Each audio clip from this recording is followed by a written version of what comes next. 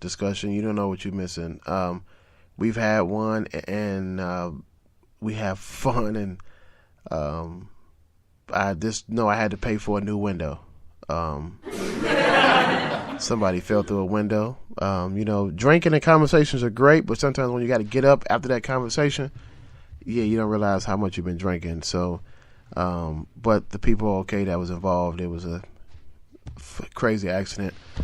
Outside of that, but our roundtable discussions are solely for the purpose for coming up with solutions on whatever the issue that we're discussing, as well as better understanding, more so than when we walked in, and mainly fun and entertaining. That's what it's about. I like to talk about serious things, but I like to have fun doing it. And sometimes we take the wrong things in life too serious because, man, tomorrow is not promised. For real, for real. So a lot of people have been asking me to discuss the situation, of course, in my hometown. The young lady that was found in the freezer. I'm not gonna let you all down. I'm gonna talk about that. But like I said, it's been a couple of weeks, man. It's been about 3 weeks since I've talked to you all last, before when I went on our season finale. And thank you for those great numbers from that season finale. It was definitely great. But I had a couple of stories. To piggyback on, and I'm trying to find one of these stories I want to talk about first. So, here's a subject that I think that a lot of people may have missed over the last week or so. Now, there's a teacher that is being accused. Well, they're trying to say the teacher assaulted this sixth grader. The young man this African American young male, decided to sit during the Pledge of Allegiance. And the story goes as following. There's a teacher that's accused of assaulting a sixth grader who sat down during the Pledge of Allegiance. A Michigan teacher. Once again, I didn't even know this was in Michigan either. But shout out to all my people in Detroit and Flint and Lansing. What up, though? A Michigan teacher has been placed on leave while the district investigates the alleged assault of a sixth grader, Stone Chaney, who refused to stand during the Pledge of Allegiance. The alleged incident occurred on September 7th during the middle schooler's first week of school. The teacher, end quote, the teacher and this is, I'm sorry, I skimmed through this too as well. So the teacher consultant came up and behind the young man and snatched him, and quote, according to him, snatched him out of his chair violently, because he refused to get up and stand for the Pledge of Allegiance. The adolescent said the very next day he was yelled at by another teacher for sitting. Quote, "I don't stand because I don't pledge to a flag." He said, "I pledge to God and family." Stone is looking to transfer to another school because he said he doesn't feel safe going to that school anymore because he doesn't know what they're going to do next. The superintendent released the following statement. The district fully supports the right of each student to participate or not in the daily pledge. The teacher allegedly involved in the incident has been placed on administrative leave. At this time, the district cannot speculate about the outcome of the pending investigation. Now, I thought this story would be great to be a gateway to the next conversation about this NFL draft and Colin Kaepernick not standing up for, the Star Spangled Banner, all that good stuff. So this is how I personally feel about this situation. I think I've kind of discussed it, but I never went in depth to this. So I want to give out some kudos to the brother, Attorney Griggs, Gerald Griggs, look him up. He is a activist in the community here in Atlanta.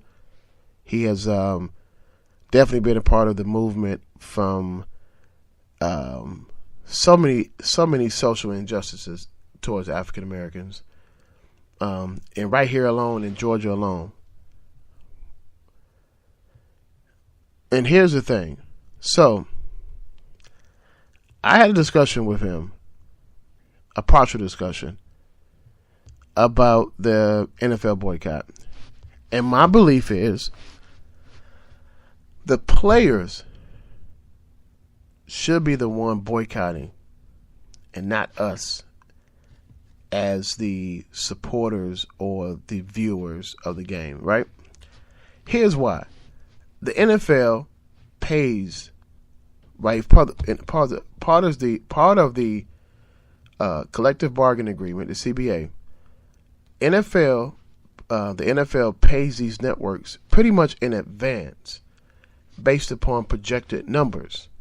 So whether you watch the NFL or not, these networks have already gotten paid. So will it hurt them in the long run? Yes, because there's sponsorship and advertising dollars. But what if there was no game to watch at all? Like, what if the players just said, you know what, fuck this, I'm not going to play. Right? Let's just take it even more deeper and say, what if the black players, what if the African American players, however you want to perceive it as, what if they just said, you know what, we're not going to play today. I'm going to stand with my brother Colin Kaepernick. Or I'm going to stand with Cap. Whatever the hell you want to call him. Right? That's the effect that you want to have. Again, the NFL, based upon the collective bargaining agreement, have already paid Fox, CBS, ESPN, I'm about to say ABC, but I think I said CBS.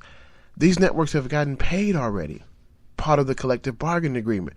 This is why a few years back there was going to be not the lockout, well, the NFL lockout, and the NBA did the same thing too, though.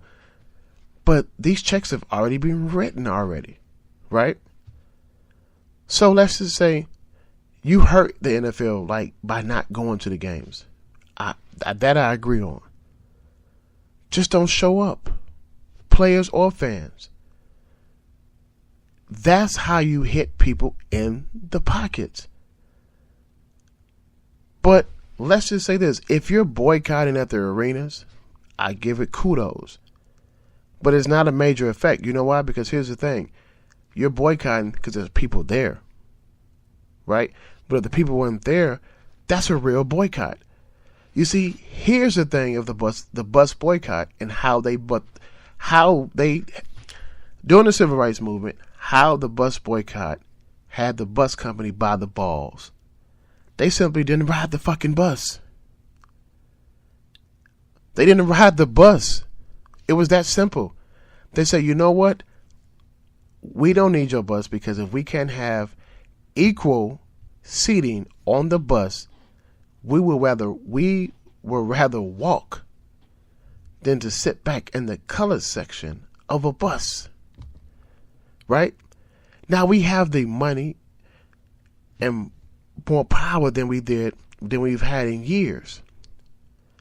So what would be so hard about just not supporting the NFL, period, by going to games and the players not playing? That's collective. Imagine if the first game of the season you saw nothing but crickets and heard nothing but crickets because the players took a legitimate stand. To me, that's the stand that was needed and is needed for the NFL boycott to be effective. Now, of course, you got the people who feel to say this and say, well, you know, some of the players are not making the same as others. This is true. But one game, one check out of 17 guaranteed checks. And here's the thing, ladies and gentlemen, a lot of these NFL players get guaranteed money. before the first game of the season. So again, who I feel should be boycotting the NFL, the players should be boycotting the NFL. Not during the game. Don't show your black ass up to the game. Simple. One game, and I guarantee at that point you would have got a legitimate reason why the NFL owners don't want Kaepernick to play. You would have got your answers publicly. And then two, you would have got Kaepernick on a team roster. Simple. But how the NFL knew that this boycott shit wasn't going to be effective like they think it was, like people thought it was going to be. For example, the Georgia Dome yesterday. I'm sorry, the Mercedes-Benz Dome. Packed.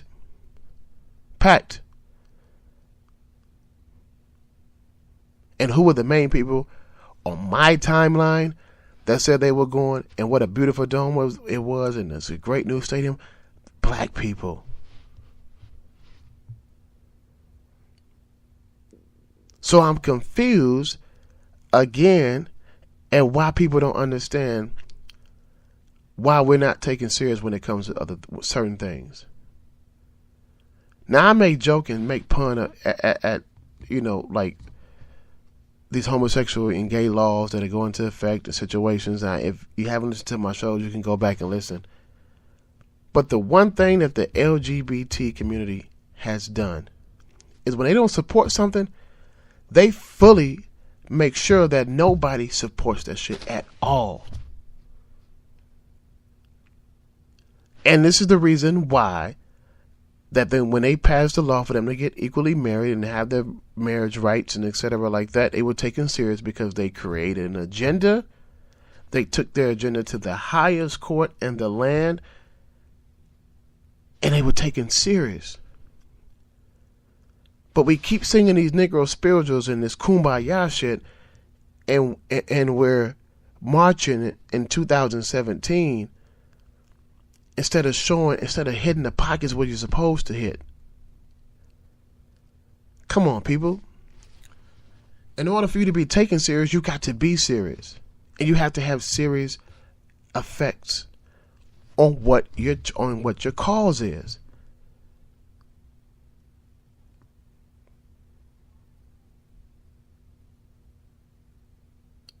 I'm just saying, people.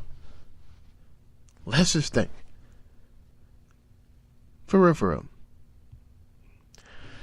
Now, phone lines are back open, because I would like to hear from you on this one. Because I really would like if you feel indifferent about this NFL boycott, call 470-358-5782. Once again, phone lines are open. 470-358-5782. Let's talk about this chat. Let's talk about this in the chat or outside the chat. Let's talk about this. Call in 470-358-5782, because I definitely feel the players will make a bigger impact than us just boycotting and talking about not watching the NFL and this and that. That shit is bullshit. We need major change. In order to get major change, you gotta do some major shit. Not a single person can get hurt. You're not talking about hurting anybody. Come on, people. Once again, phone lines are open, and I'm leaving them open for a few more minutes, and I'm checking in the chat as well. And I'd like to hear from y'all about this. But once again, I thank y'all for tuning in right here on the Man Cave Show. We're going into the second half of the show in a few, and I got a couple of songs, man. You know what? Y'all know I'm a big Outkast fan, and I had to play one of my favorite Outkast songs tonight right here, because we need to really go back to things that make sense and purpose. But check out the lyrics in this song, man. One of my favorite classic Outkast.